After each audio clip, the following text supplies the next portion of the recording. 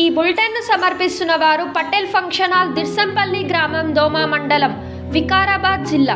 Booking కోసం సంప్రదించండి. Cell number 9490045048.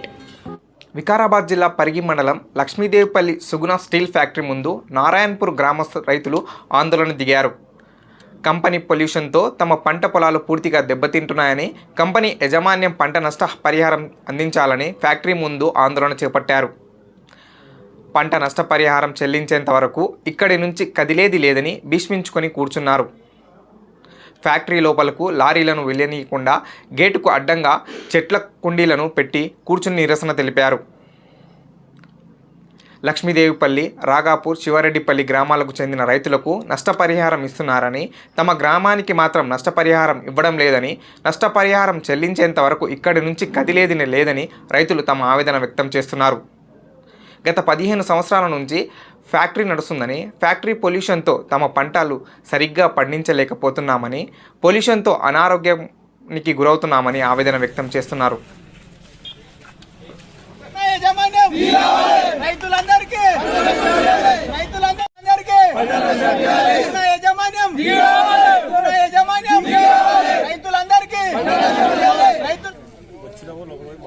స్పందిస్తలేరు. 15 రోజులే నష్టపరిహారం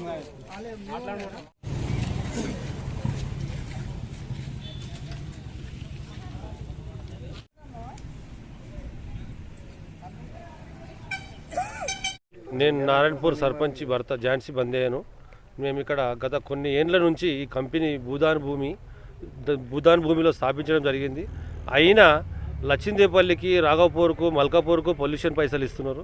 మాకు ఎన్ని ఏండ్ల నుంచి అప్పటి నుంచి కొట్లాడుతుంటే ఈ కంపెనీ చుట్టూ ఉన్న ఒక 10 మందికి 20 మందికి ఇచ్చి చేతులు ఎత్తేస్తున్నారు.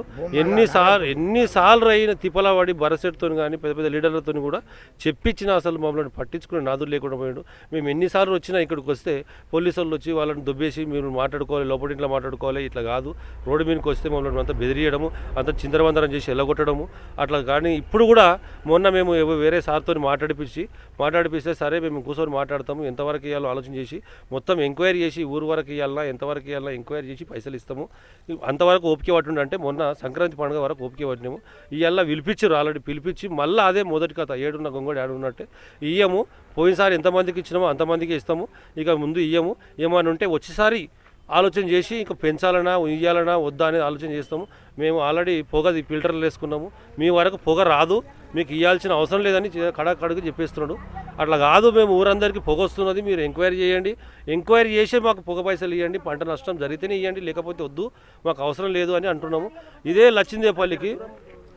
లచ్చిందేపల్లికి శివరెడ్డిపల్లి గేటు కాడ 160 సర్వే నెంబర్ ఉన్నది, అంతవరకు ఇస్తున్నారు 4 కిలోమీటర్ల వరకు. మాకు మాత్రం ఈ వాగు ఒక 1/2 కిలోమీటర్ వరకు కూడా ఇస్తలేరు.